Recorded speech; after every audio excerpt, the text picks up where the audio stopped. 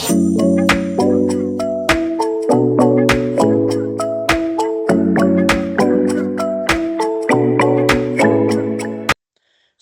this is a quick presentation on geologic geometry, mapping, mining and shaping the earth. So geologic geometry in design communication graphics.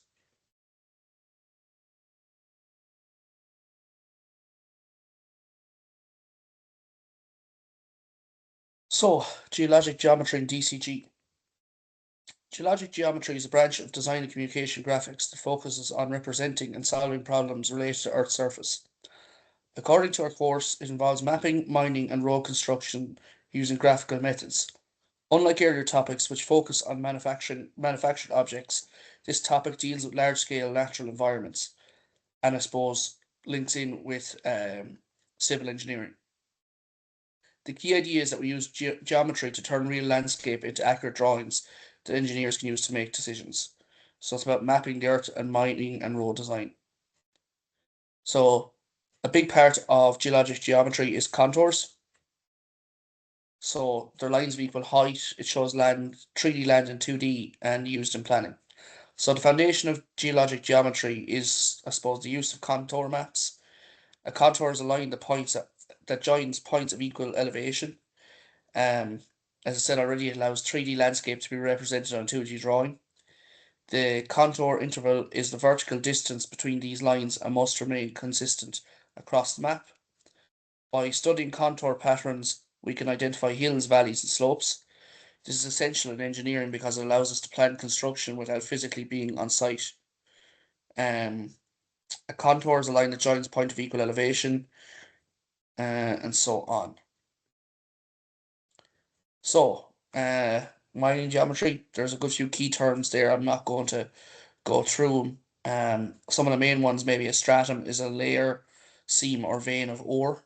So you can imagine iron ore or, I don't know, gold ore, silver ore. I suppose the dip then is the angle of the stratum makes with the horizontal plane, so the slope of the stratum. The strike is the bearing of a level line across the surface of the stratum. It's usually related to the compass north. It's shown in plan.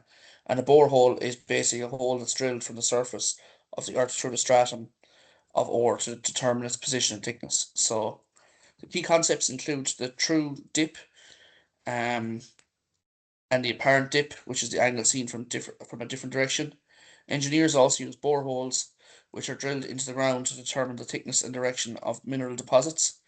Using graphical methods, we can calculate these values accurately, and this ensures that mining is efficient and avoids unnecessary excavation. So road geometry then, um, another major application of geologic geometry is road construction.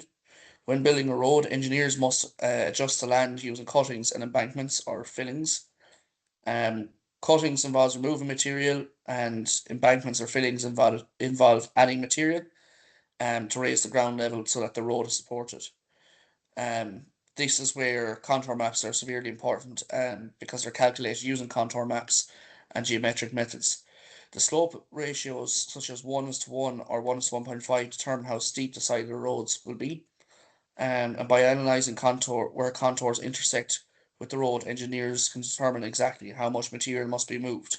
This makes construction much more efficient and cost effective.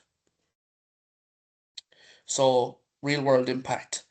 Um, Accurate planning, cost reduction, and safety improvement. So, geologic geometry is a major real world impact because it is used in large scale engineering projects. Again, going back to contour mapping, accurate contour mapping reduces errors and ensures that projects are completed safely. In mining, it helps locate valuable resources while minimizing environmental damage. In road construction, it ensures that roads are stable and properly graded. And without these geometric methods, projects would be far less precise and much more expensive. So I suppose to link them to sustainable development goals, goal 9 infrastructure, goal 11 cities, and goal 13 climate. So geologic geometry has strong links to the United Nations Sustainable Development Goals, particularly goals 9, 11, and 13.